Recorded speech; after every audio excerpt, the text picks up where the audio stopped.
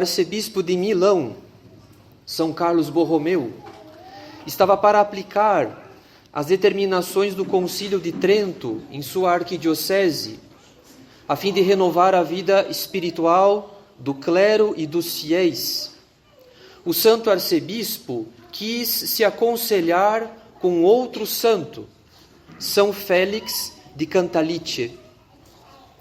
Se São Carlos ficou surpreso ou decepcionado com a resposta de São Félix, não sabemos.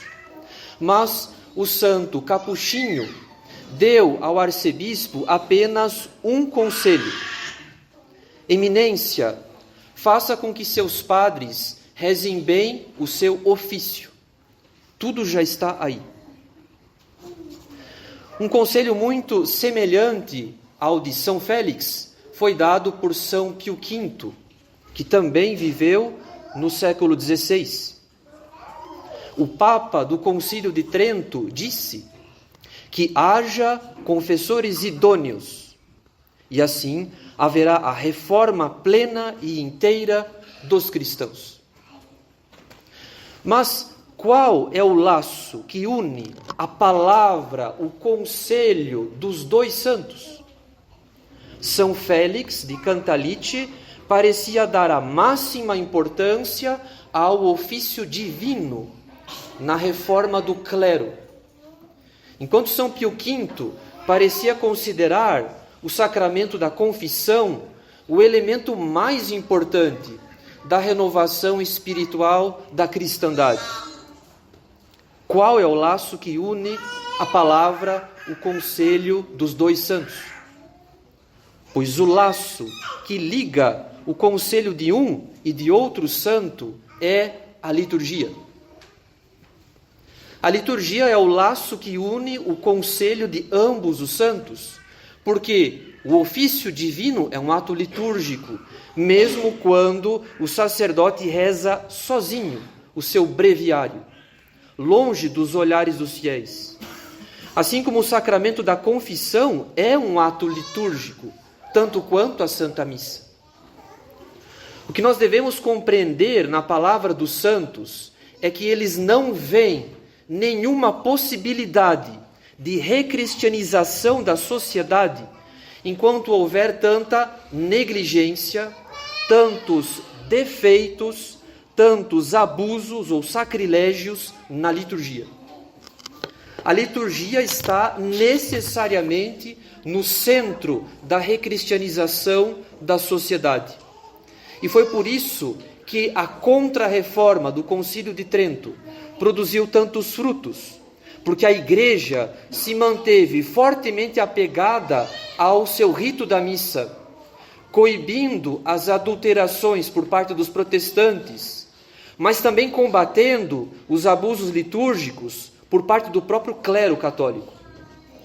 Em resumo, a ação santificante da liturgia, unida à santidade dos próprios ministros sagrados, produziu a reforma da cristandade. Mas por que a liturgia é o elemento mais importante de toda a reforma moral e espiritual das almas? A liturgia parece um conjunto de cerimônias que só tem valor para aquelas almas que se mantêm fiéis à Igreja, sendo que para converter ou então reconquistar as almas extraviadas, por acaso não seria mais eficaz usar de outros meios, como a pregação ou a catequese? De modo algum. Na verdade, caros fiéis, a liturgia continua de um modo muito real, ainda que misterioso. A liturgia continua ao longo da história a presença, a ação e as palavras de Jesus Cristo no mundo. Assim como o corpo humano que nosso Senhor assumiu no mistério da encarnação foi instrumento da sua ação divina, foi instrumento para Ele manifestar o seu amor excessivo por nós no mistério da paixão. De modo semelhante, caros fiéis, Nosso Senhor se serve da liturgia como instrumento, a fim de continuar a sua ação santificadora na vida da igreja. Então essa é a excelência da liturgia. Ela é como que a extensão, a continuação do mistério da encarnação. Pela liturgia, Jesus Cristo em pessoa continua agindo nas almas, santificando as almas, tocando as almas, ainda que de um modo misterioso, por meio dos gestos e das orações da igreja. Quando Nosso Senhor encontrou no caminho um cego de nascença, mesmo podendo curá-lo com um único decreto da sua vontade, ele preferiu se servir de um instrumento externo, a saber, ele cuspiu no chão, fez lodo com a própria saliva e ungiu os olhos do cego, enviando em seguida aquele homem para lavar os seus olhos na piscina de Siloé. Ora, se Nosso Senhor quis curar um cego até mesmo por meio da lama, então não há dúvidas que os sacramentos e a liturgia como um todo também são instrumentos da ação de Nosso Senhor nas almas. E sendo Jesus Cristo o sumo sacerdote da nova aliança, é sempre Ele quem age e Ele quem santifica por meio dos ministros sagrados. É sempre Ele quem apresenta ao Pai as orações da igreja na liturgia. Então essa é a excelência da liturgia, caros fiéis. A liturgia continua de um modo muito real, ainda que misterioso, a presença, a ação e as palavras de Jesus Cristo no mundo. A liturgia é como que a extensão do mistério da encarnação. Jesus Cristo toca hoje a nossa vida, como um dia tocou os olhos daquele cego. Ele toca hoje a nossa vida pela liturgia. Além disso, a liturgia é o primeiro e principal alimento que Nosso Senhor deu para a sua igreja. De fato, todo corpo necessita de nutrição para crescer, desenvolver-se e cumprir suas funções. Pois o alimento que nutre e desenvolve o corpo místico de Cristo, que é a igreja, é a liturgia. Sem a liturgia, sem a missa, sem a Eucaristia, o corpo místico de Cristo não se desenvolve. A cristandade não se forma. As almas não têm vida em abundância. É por esse motivo que toda a reforma moral e espiritual das almas estará comprometida quando a liturgia não ocupa o coração da vida do clero e dos fiéis. Foi a liturgia que penetrou as almas de um espírito genuinamente cristão, um espírito de piedade, de caridade, de tantas outras virtudes, quando a cristandade começou a tomar forma com a conversão dos povos bárbaros, dos povos pagãos. Se a liturgia é o primeiro e principal alimento das almas, então não erramos se dizemos que a cristandade foi gerada a partir da liturgia, que a força vital da cristandade foi a liturgia. No entanto, não seria, por acaso, um exagero dar tanta importância à liturgia na cristianização dos povos, sendo que sem a pregação, sem a catequese, não seria possível converter os pagãos para a verdadeira fé. Não há dúvidas de que a pregação e a catequese têm a sua devida importância, pois, como diz São Paulo, a fé vem pelo ouvido. Por outro lado, a própria pregação não seria tão eficaz sem a liturgia, porque é por meio da liturgia que se põe em prática aquilo que se aprende na pregação ou na catequese. Em outras palavras, a liturgia reveste de afeto e reveste de reverência as verdades de fé, para que elas nos toquem mais profundamente. Por exemplo, ouvindo a pregação ou a catequese, podemos aprender algo sobre o mistério da paixão. Mas é durante o silêncio em torno da consagração da hóstia e do cálice que compreendemos que nenhuma palavra humana é suficiente para expressar a caridade de Nosso Senhor no sacrifício da cruz. Portanto, é a liturgia que dá vida às verdades de fé, que as põe em prática, que as reveste de afeto e de reverência. Pela liturgia, a fé nos toca também o coração, não apenas a inteligência. É por esse motivo que quando a liturgia vai mal, a fé também vai mal. Porque as almas são privadas do afeto e da reverência com que a liturgia sempre revestiu as verdades de fé.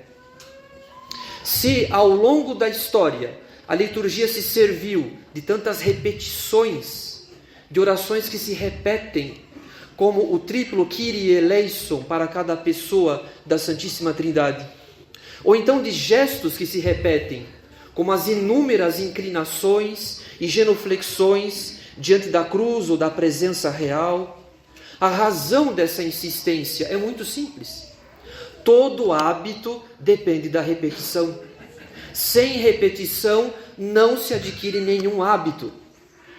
Isso significa que sem a liturgia, ou melhor, sem as repetições da liturgia católica, nós arriscamos não adquirir reverência e afeto pelas coisas santas.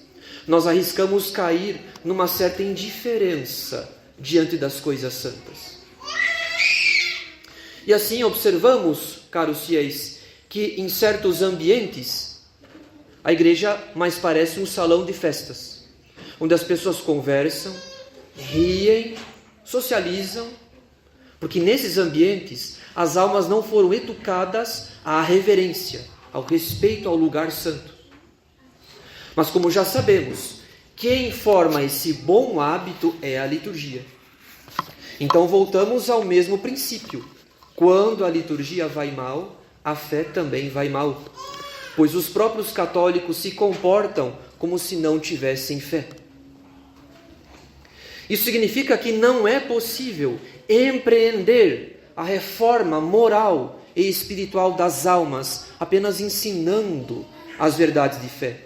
Pelo contrário, é preciso demonstrar, é preciso oferecer um modelo, um espelho de reverência, de adoração, de contrição, de reparação e de tantos outros afetos que são devidos a Nosso Senhor.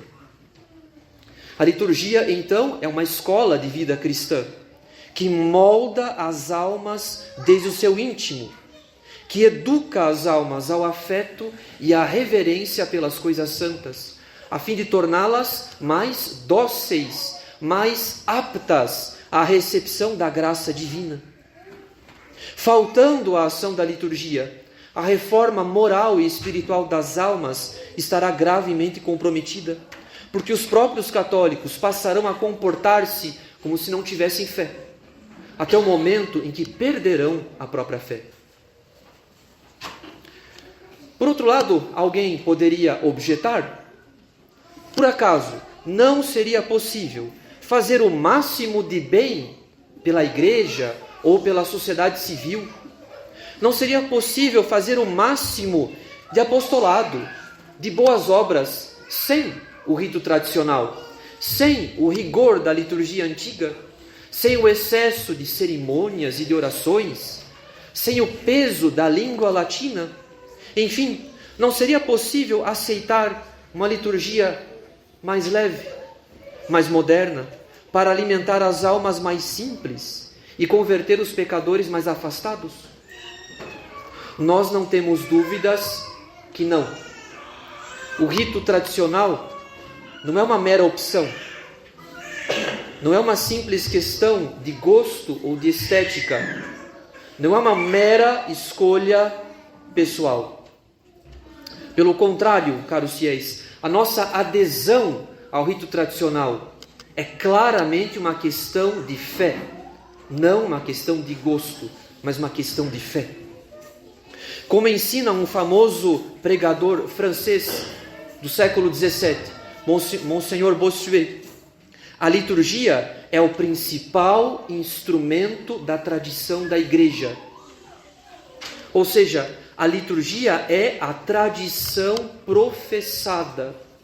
Porque enquanto o magistério da igreja define as verdades de fé, a liturgia, por sua vez, confessa as verdades de fé. A liturgia põe nos lábios dos fiéis as verdades que o magistério define. Então a liturgia é o principal instrumento da tradição da igreja. Isso quer dizer que quanto mais antigo e mais difundido for um rito católico, mais peso, mais autoridade esse rito possui.